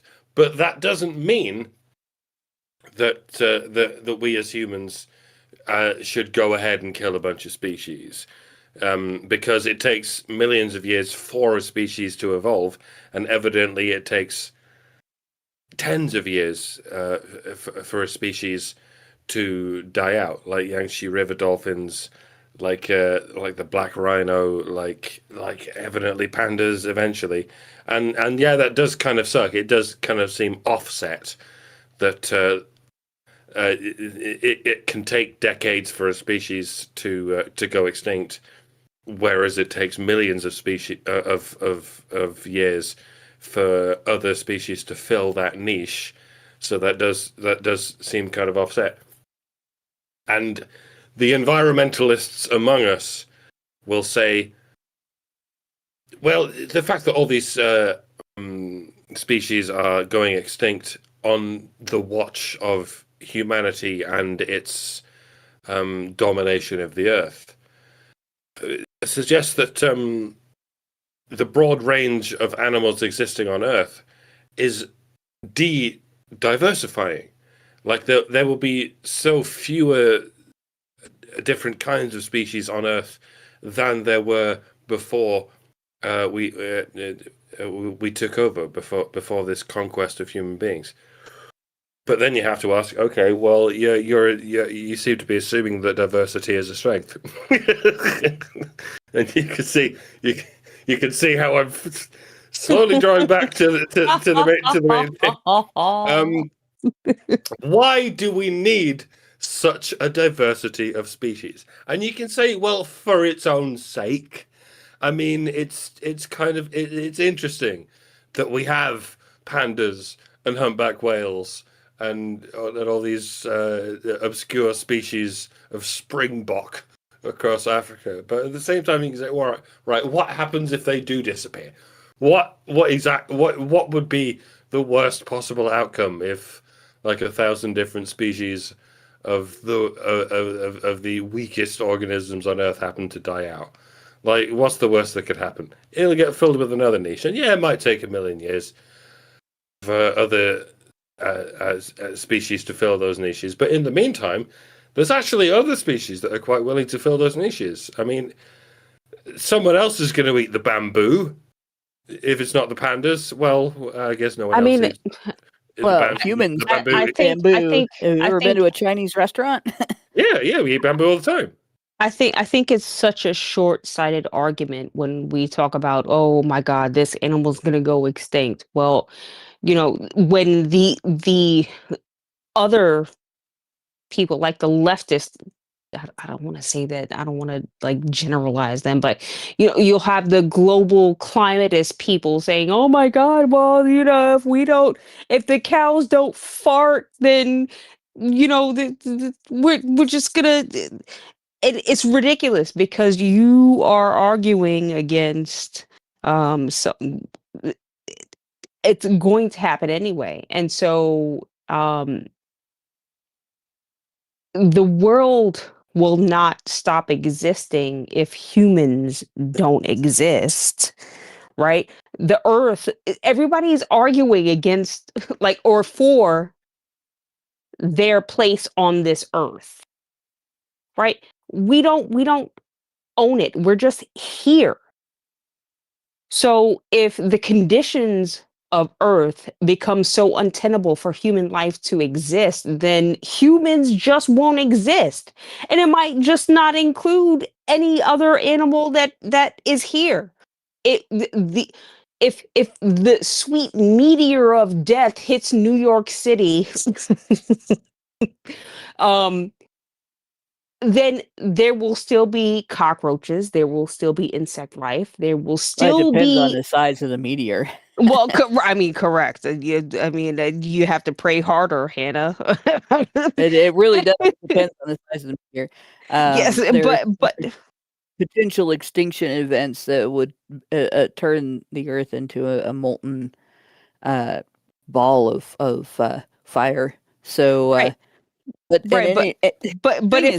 if we're playing in my playground, the Earth and its environment and its conditions only matter to humans insofar as human existence continues. Correct. If we are no longer here, then it doesn't matter to us, right? Correct. That's what I'm saying. Right. The thing is, when it comes to environmental stuff, what matters to humans is the truth. What is real, what is factual, what is solid, what is documented, and so on. And what we're dealing with in terms of these environmental arguments is differences of ideology between scientists.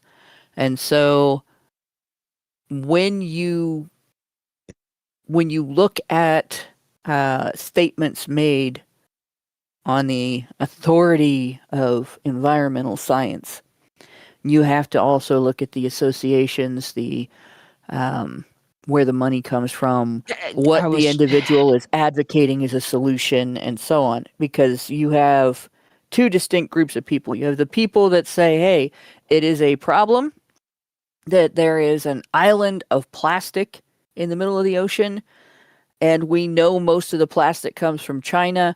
We need to make China more responsible for how they're trashing the ocean. And that's reasonable as long as they can prove that that's true. Then you have the people who have been telling us every 10 years for the last 100 years or so that in the next 10 years all of the fish in the ocean are going to die, and you need to become communists to solve that problem. And yet there are still fish and the world is not communist. And they're the same people that say, well, just because all the plastic comes from China doesn't mean that people in California shouldn't have to give up their plastic in order to put a stop to that. Right? As if it will have any effect. You have to look at what are they offering as a solution to the problem. Is the solution related to the cause? Is what they are suggesting based on evidence or based on... I actually had the argument told to me that the entire world should be on a system of carbon credits, that you use up your carbon credits, you can't have more meat, you can't drive your car, you can't heat your house and stuff like that. Except developing nations like India and China should get a pass, even though they're the ones producing the most pollution during their development. So it wouldn't really make much of a dent in the problem if developed nations that are not producing a significant amount in comparison reduce their amount by an insignificant number by denying people normal things like food and heat and transportation. But they want that to be the solution because it's fair. Well, it doesn't solve the problem. It won't reduce the humanity-based carbon footprint, and it won't change the future, even if doing so would change the future. But it won't. So what's it for? It won't. If it's not, if the purpose isn't to change the future, because clearly they're not achieving that by what they're doing, so the purpose has to be something else. What is that purpose? Well, the purpose is control over people. That's not scientific, but they present it as science. So you really have to be careful when you get involved in environmentalism. And I learned this growing up simply because I was involved. I was one of those kids that would go out with a group of people and pick up all the trash at the park, and make sure that it all went to the proper places, recycled when I could. Eventually learned that relying on industrial recycling doesn't actually solve any problems, right? Not throwing things away because you can still use them solves some problems. Not buying disposable things when you can buy things that last solves problems. But sending things to a recycling plant to have them broken down and made into other things doesn't necessarily solve any problems, because it results in further pollution in the process of recycling that plastic. It's definitely not a simple discussion to have. It really isn't. And I'm sorry, Doc, go ahead. Okay. And on the subject of extinction events, which very often happen because of asteroids or meteoroids or anything hitting us from space, which is not something that happens with regulated frequency. It could happen in the next 100 years, the next 1,000 years, the next million years. If a massive asteroid hits the Earth like it did in the dinosaur times, in theory, all mammal species are dead, almost all, and it'll all start back up from microbial filth all over again, and that'll take fucking billions of years to get back to where it was. And do you think the pandas are going to stop that? Do you think the fucking humpback whales are going to stop an asteroid from hitting the Earth?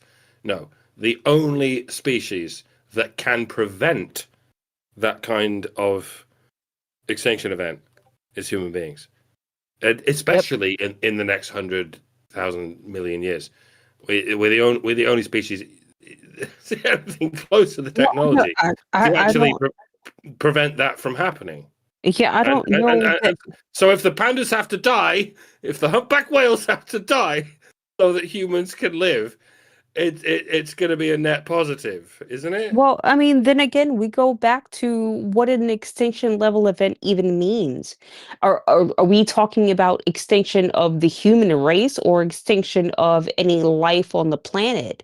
Right? Because the planet is going to survive whether or not we are here. And that's just a fact. That's It's it's just not. a It's fact. not a fact, right? Life That's the thing. is what. There have been instances in history where the entire Earth was covered in ice. There have been instances in history And there where will the be entire again. Earth was covered in land and then the water was all underground, right? And things have survived. But there's been no instance in history where all of life has survived the entire planet becoming a molten ball of burning land, burning substance. And there are Well, no. objects moving in space that can cause that. And there are objects moving in space that come close to us in terms of space, not in terms of obviously your house being close to the next door neighbor or even us being close to the moon, but close enough to be scary eventually. Correct. Correct. In which and there have been simulations and explanations. Like I'm fascinated by this stuff simply because there is some evidence that the comet that killed off the dinosaurs and caused, God, I can't think of the name for the time period when the weather was so extreme that it was damn near impossible to survive, and if you didn't live on a mountaintop or have a safe in an underground place to live, you were fucked.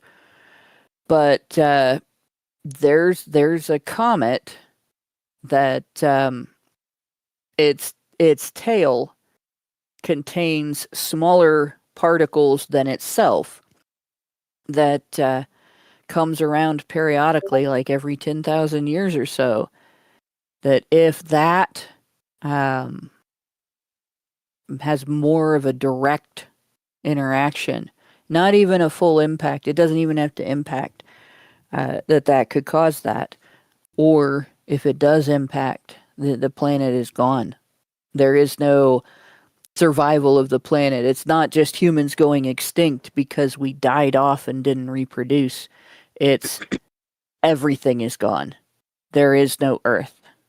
There is Right. no moon. There is nothing. There is an asteroid belt. And just to oscillate this right back to the main subject, it's not women who are going to save the Earth from any of these extinction events. It's going to be men. It's not women who build That's true. The fucking spaceships who are going to blow that asteroid apart and send it in several different directions. It's going to be men.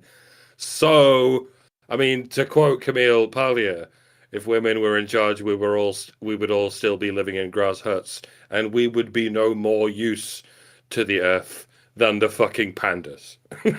Yep. If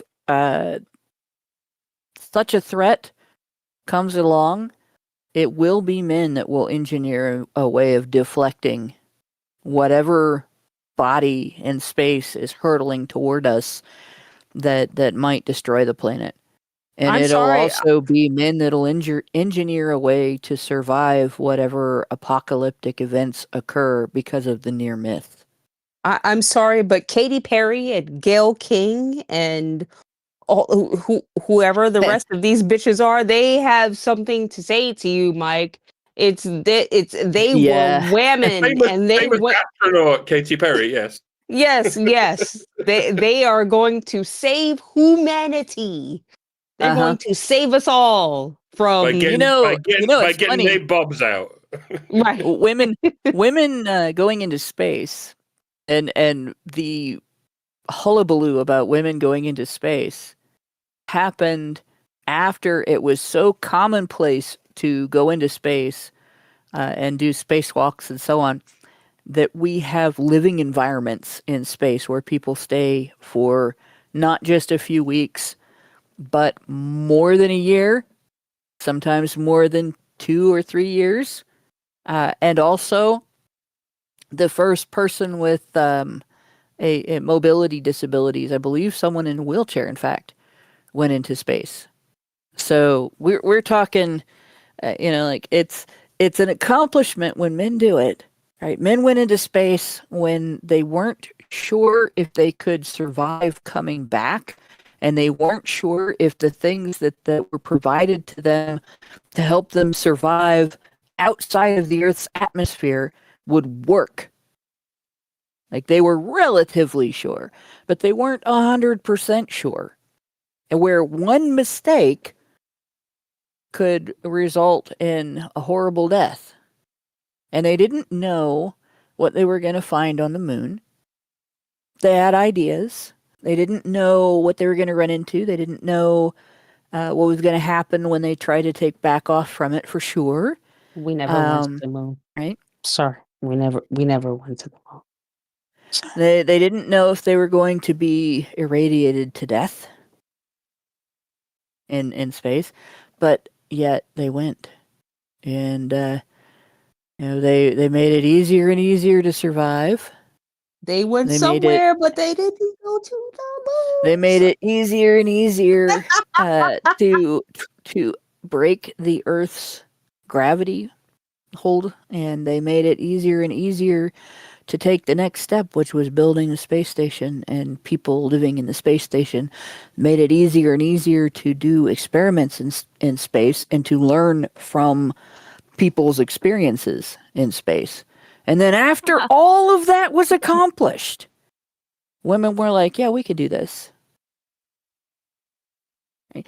Every single time. And then, of course, there's all this hullabaloo. Oh, look at what strong, independent women they are.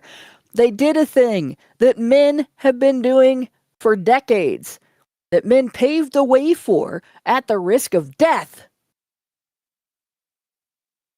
But yeah, they're totally strong, independent women who don't need no men, right? Except all the men that came before them and paved the way for them to do the thing that they're getting such great credit for. And I hate to be like that. But let's put things into perspective, okay? It's not that it's not special to be an astronaut. I fucking couldn't do it in a million years. But it's not suddenly more special today than it was yesterday because the person doing it is a woman. Okay, there we can agree. I'm glad we got on this whole tangent because of the WWF. Yeah. Yeah. and they say pro wrestling doesn't help. Are you kidding? It's one of the best outlets for frustration.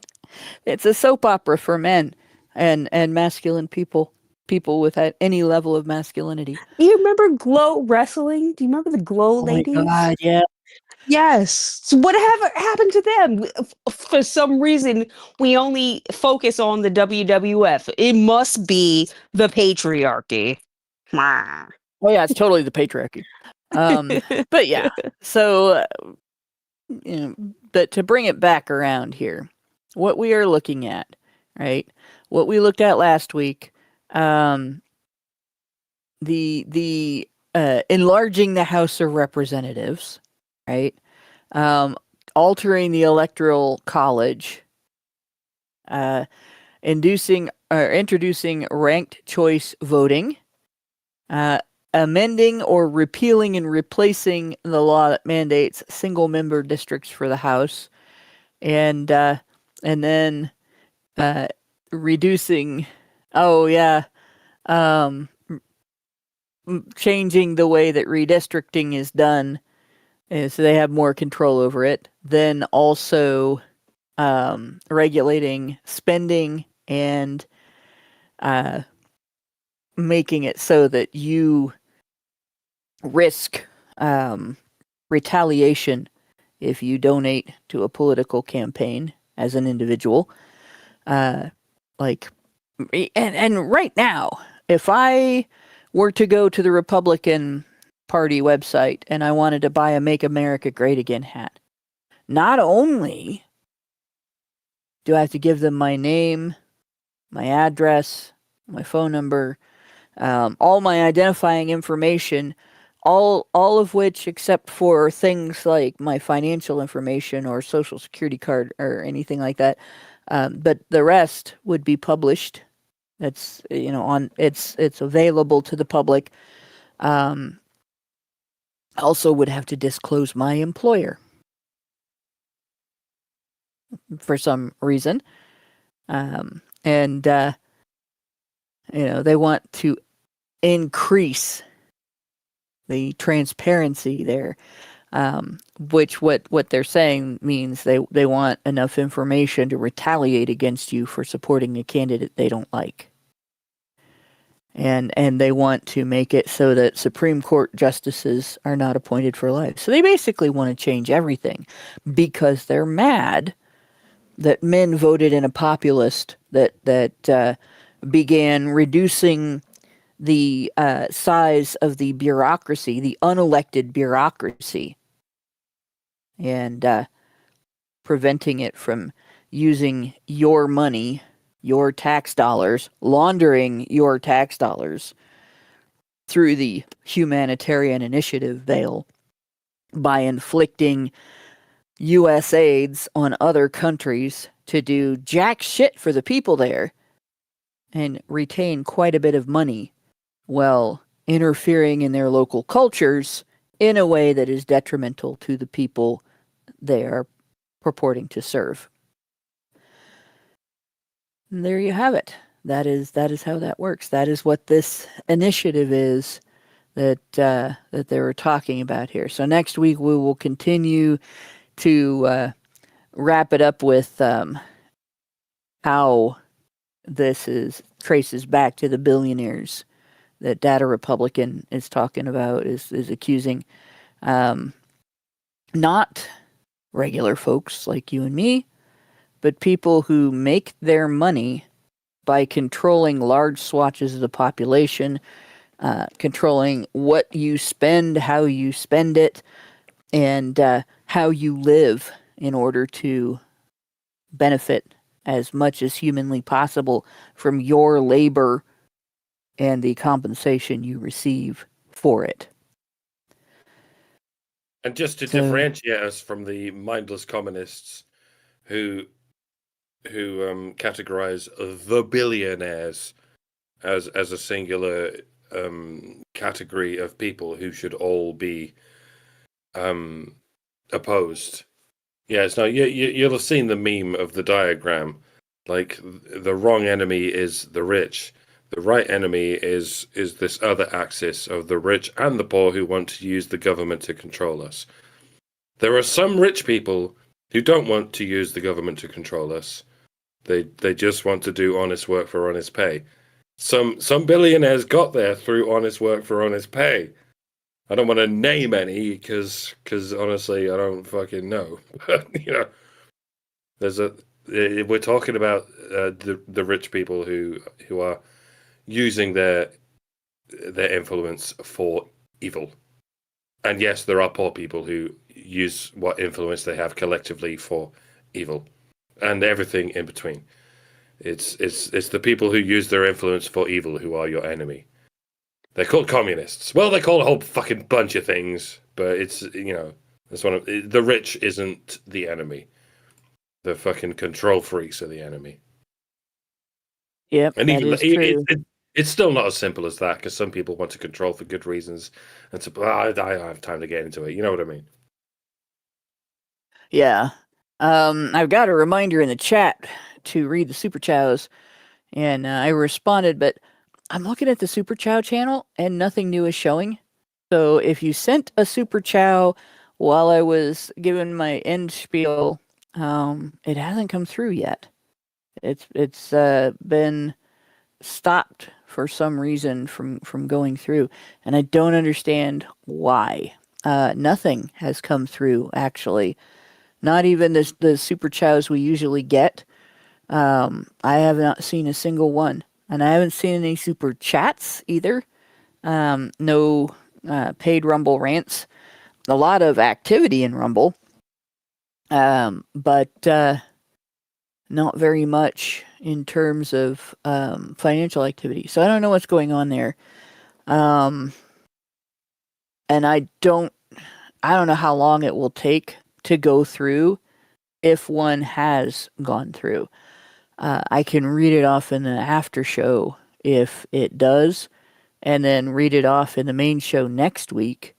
But there's nothing. Nothing is in the Discord. I don't know if Brian can see something in the background that I can't see that he could send me. But and Discord just updated on my computer right before the show. So there should not be a problem. I should have that. And it's not coming through. So that's 2 people that said that they sent. So Brian says there's no new Super Chow showing either. That's bizarre. Why aren't they going through? That's so. What we'll do then is in the after show.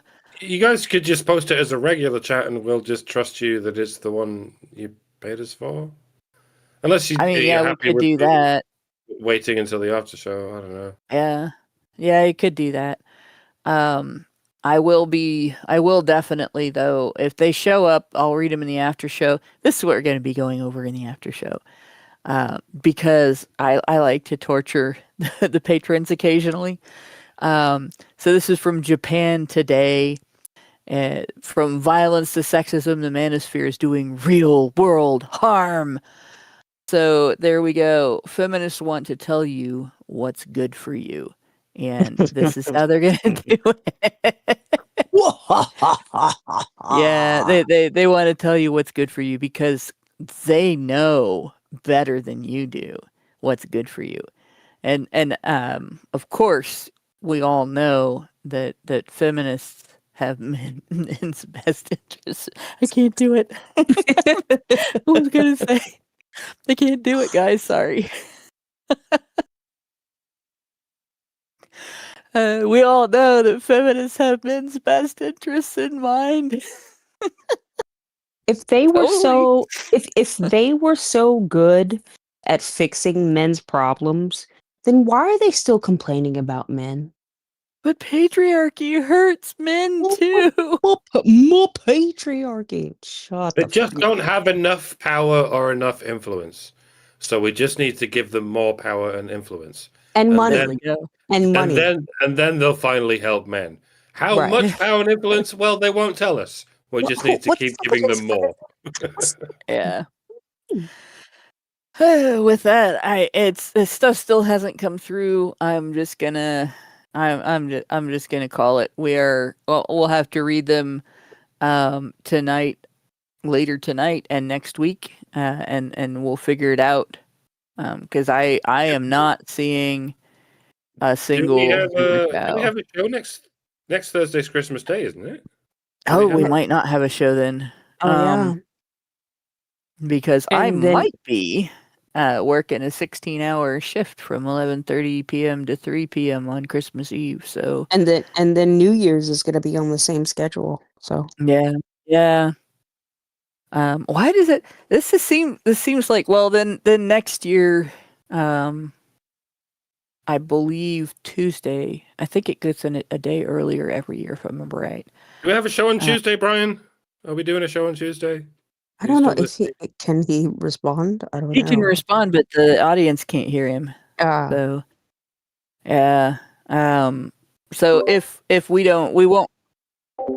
Okay, we won't have an HBR talk next week because I'm going to call it now because I'm relatively certain. There's been a not a coup at my workplace, but one manager moved on to another company, and we got a new manager. And in the interim, we had a snafu with the application that the managers use to put names on the schedule. And most of the time, that's not a problem because most of the time the schedule is the same every 2-week period.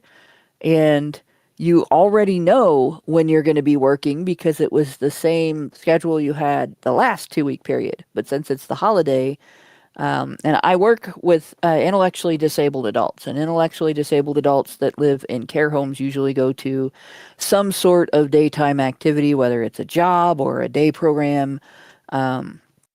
those close on the holidays. And so there's usually a first shift that comes out of nowhere on the holidays that, about a month ahead, they get somebody to fill that shift.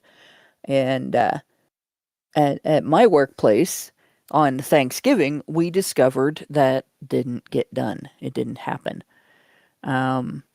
So the manager had that shift filled, but nobody owned up to taking the shift. So I picked it up and did the work. And that's probably what's going to end up happening on Christmas too. So there you go. It's possible that I might not. And if that happens and there is a stream, I might participate.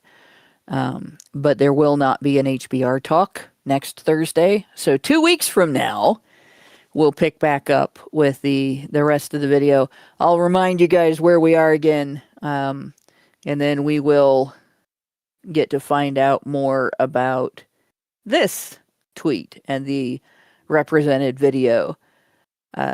So we will not see you next Thursday, but we will see you next Tuesday. Merry Christmas! Merry Christmas to all. Merry Christmas, Happy Hanukkah, Happy Kwanzaa, love you all. And to all, a big fight. I mean, a good night. Night all. Good night, y'all. Men's rights activists are machines, dude. Okay? They are literal machines. They are talking point machines. They are impossible to fucking deal with, especially if you have like a couple dudes who have good memory on top of that too. Holy shit, you're fucked.